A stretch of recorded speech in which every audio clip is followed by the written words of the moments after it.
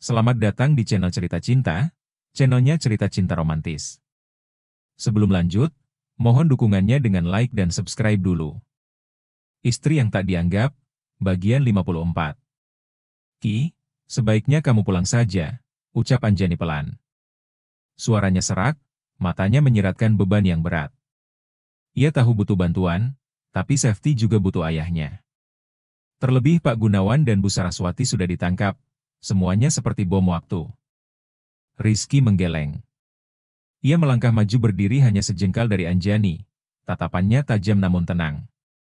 Pesan ayahku, aku harus jaga kamu. Anjani mengerjap, napasnya tercekat, lalu Safety anakmu? Sudah kutitipkan ke Ratih, dia aman. Sekarang situasi makin gawat. Hening menyelimuti.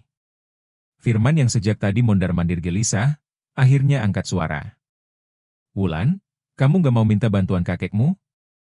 Wulan menoleh tajam, supaya dijodohin sama orang pilihannya? Jangan harap. Firman mundur setapak mengangkat tangan. Aku cuma tanya. Lagian kamu juga gak pernah serius sama gue. Berhenti. Bentak Rizky, tatapannya menusuk. Sekarang bukan waktunya ribut, kita semua dalam bahaya.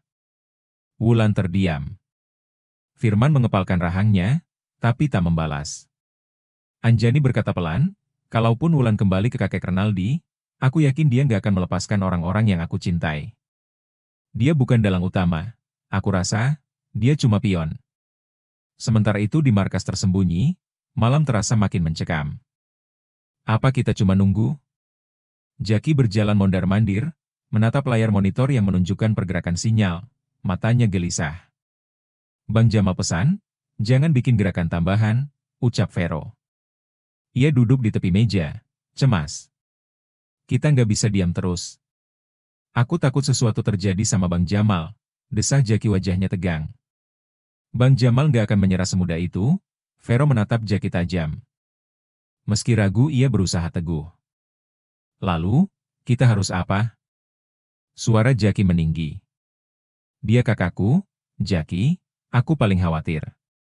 Tapi perintah tetap perintah, dia pasti punya rencana. Jaki menghela napas, dan Bu Anjani? Kita cuma bisa ngawasin dari jauh. Kontrakan dia sudah diawasi ketat, kita nggak bisa bergerak bebas. Jadi tunggu aja. Percaya sama Bang Jamal, dia pasti bergerak. Pukul 1 dini hari.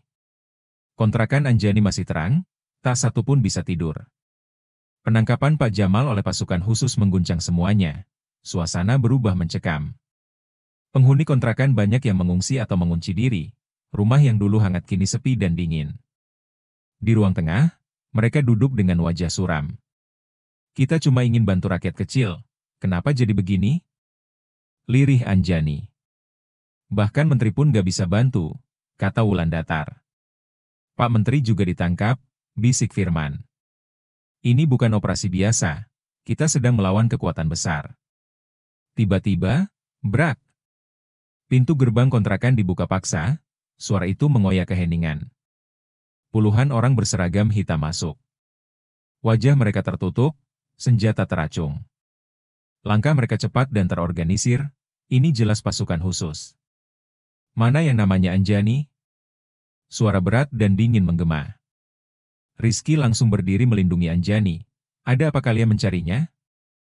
Bukan urusanmu, menghalangi berarti ikut ditangkap. Bentak pria bertopeng. Mana surat perintah kalian? Ini pelanggaran hukum. Rizky berusaha tetap tenang, meski marah. Cepat tangkap dia. Perintah pria itu. Seseorang maju dan hendak memukul Rizky. Tapi, Bug, Firman memukul lebih dulu. Kalian pikir kami takut? Teriak Firman, kalian cuma bandit berseragam. Serang mereka. Pertarungan pecah, 10 orang melawan Rizky dan Firman. Kontrakan porak-poranda. Walau bukan tentara, mereka terlatih. Tapi jumlah lawan terlalu banyak. Luka mulai bermunculan, napas tersengal. Berhenti. Teriak suara tajam dari belakang. Semua membeku. Saat menoleh, darah mereka seolah berhenti mengalir. Wulan ditodong senjata, wajahnya pucat. Anjani sudah dalam cengkeraman dua pria bertopeng. Sial, gumam Firman, mereka kalah jumlah. Rizky dan Firman akhirnya menyerah. Tangan mereka diikat, kepala ditutup kain hitam. Anjani dan Rizky digiring masuk ke satu mobil, Wulan dan Firman ke mobil lainnya. Malam menelan semuanya, sunyi, kelam. Malam itu rombongan kendaraan berpencar, setelah keluar dari gang sempit kontrakan. Anjani dan Rizky digiring ke sebuah lokasi yang dijaga ketat di pinggiran kota. Tempat itu sunyi, dikelilingi tembok tinggi dan kamera pengawas di tiap sudut. Mereka dipisahkan ke dua ruangan kecil, tapi masih dalam satu gedung. Sementara itu, Wulan dibawa ke arah berlawanan. Mereka menuju sebuah rumah mewah bergaya kolonial, yang dikelilingi taman dan penjagaan pribadi. Itu adalah rumah milik kakek Renaldi. Wajah Wulan menegang, mengetahui tempat itu bukan sekadar tempat tinggal, tapi jerat masa lalu. Firman dikirim ke tempat ketiga, mobilnya melaju ke arah pelabuhan tua yang terbengkalai. Saat turun, ia diseret masuk ke dalam gudang kosong yang bau garam dan karat. Tangan masih terikat menatap sekeliling, menyadari, ia benar-benar sendirian. Sementara Anjani dan Rizky dimasukkan ke dalam sebuah ruangan lembab dan gelap yang berbau apek. Lampu neon berkedip-redup di langit-langit yang nyaris runtuh, menciptakan suasana mencekam. Tubuh Anjani menggigil, bukan hanya karena udara dingin yang menusuk kulit, tapi juga karena rasa takut yang makin menggumpal. Rizky mencoba mendekat, namun seorang anak buah Bram menahan lengannya. Jangan disentuh sebelum Tuan Besar menyentuh. Ucap Bram dengan nada tegas, matanya tajam memperhatikan setiap gerak-gerik. Baik, Tuan, jawab anak buah Bram cepat, menunduk patuh. Bram melirik Anjani dari ujung kaki sampai kepala, kemudian tertawa kecil penuh ejekan. Pantas saja Ricky tergila-gila sama Anjani. Ternyata dia memang cantik, ucapnya dengan suara licik yang membuat perut Anjani mual. Pintu ruangan ditutup dengan suara keras, meninggalkan mereka berdua dalam ketegangan dan ketidakpastian. Anjani memeluk dirinya sendiri, matanya basah menahan amarah dan rasa takut sekaligus. Rizky mencoba menghibur, namun tak sepatah kata pun terucap, karena mereka tahu, kata-kata tak akan menyelamatkan mereka dari cengkeraman para penjahat ini. Sementara itu, Wulan tengah berdiri di tengah ruang tamu megah rumah keluarga Atmaja, tepatnya milik Renaldi. Sofa kulit, lampu gantung kristal, dan karpet Persia tidak mampu menutupi aura dingin dan manipulatif yang menyelimuti ruangan itu. Wajah Renaldi menegang, matanya menusuk penuh perhitungan. Kamu kejam, Kek, isak Wulan pelan suaranya bergetar, air matanya tak mampu ditahan. Kamu anak kecil, diam saja. Kamu tidak tahu apa-apa. Bentak Renaldi tajam, menghentak dengan nada penuh kebencian. Kamu dan bapak kamu belum melakukan apa-apa untuk keluarga Atmaja. Sekarang aku butuh kamu untuk dijodohkan dengan cucu Peter. Aku nggak mau, Kek. Aku nggak mau dijodohkan, aku sudah punya orang yang aku cintai.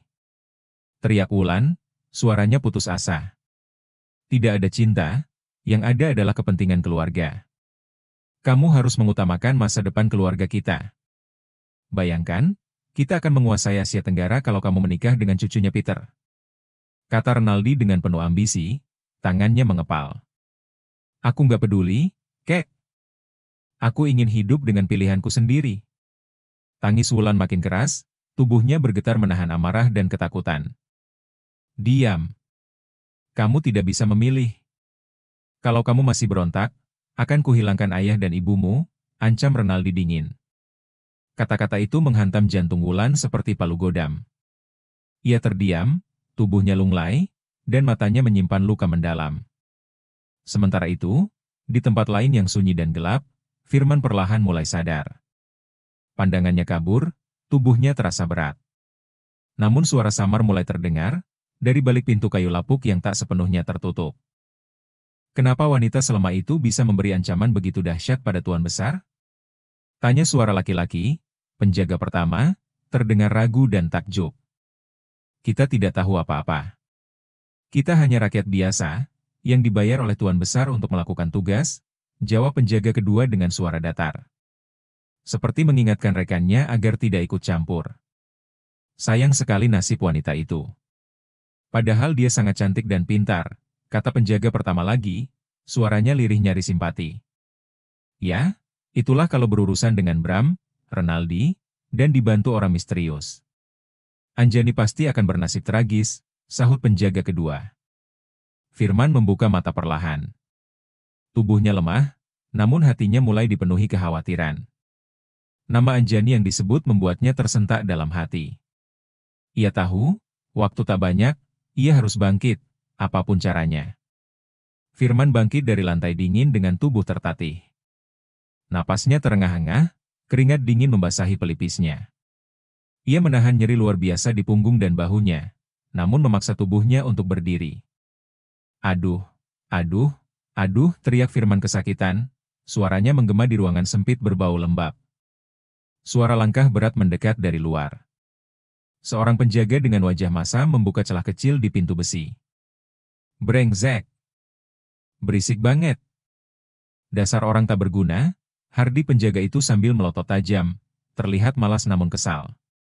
Aku mau bab, teriak Firman putus asa. Matanya menatap nanar, berusaha terlihat sangat butuh.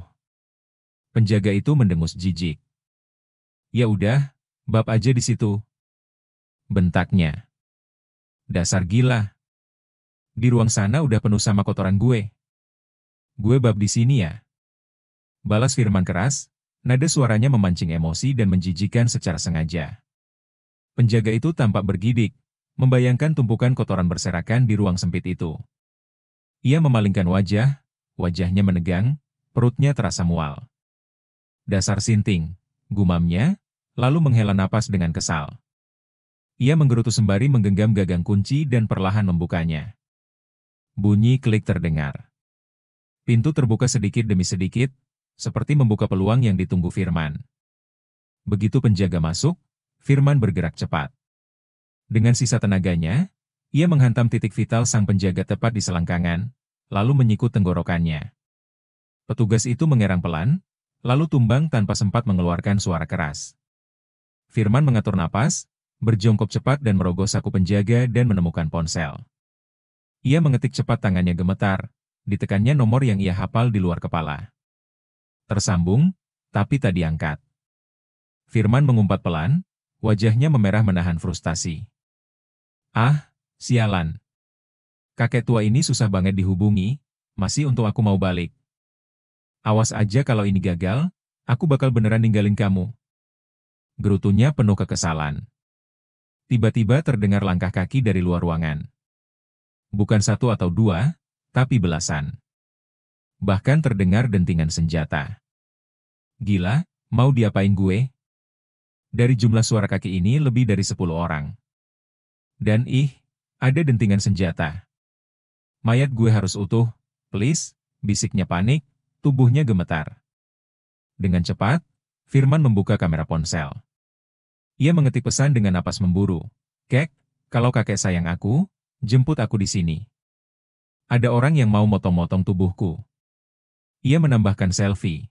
Wajahnya penuh luka, berdarah, dan tampak panik lalu dikirim. Seketika layar menunjukkan pesan berhasil terkirim. Tapi belum sempat ia berpikir lebih jauh, pintu terbuka keras. Dasar bajingan! Teriak salah satu petugas, yang menyerbu masuk bersama pasukan bersenjata. Firman mencoba melawan, melempar kursi, memukul 1-2 orang. Namun mereka jelas terlatih, dan lebih dari itu, mereka membawa senjata kejut listrik. Arus menyengat tubuh Firman, membuatnya berteriak. Pertarungan berlangsung cepat dan brutal. Akhirnya Firman tersungkur, tubuhnya bergetar hebat. Nafasnya satu-satu, matanya kabur. Namun sebelum segalanya gelap, satu harapan terakhirnya adalah pesan yang telah ia kirim.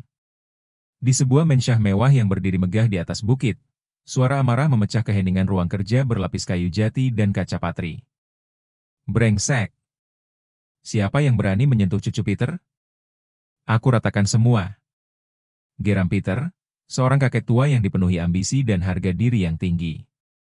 Tangannya bergetar menahan emosi, saat ia meraih ponsel dari atas meja kerja. Dengan cepat, ia menekan tombol khusus dan menempelkan ponsel ke telinga. Kerahkan pasukan, cari keberadaan cucuku. Aku kirim lokasinya sekarang, perintahnya tegas dan penuh tekanan. Seolah setiap katanya adalah titah perang. Bersambung.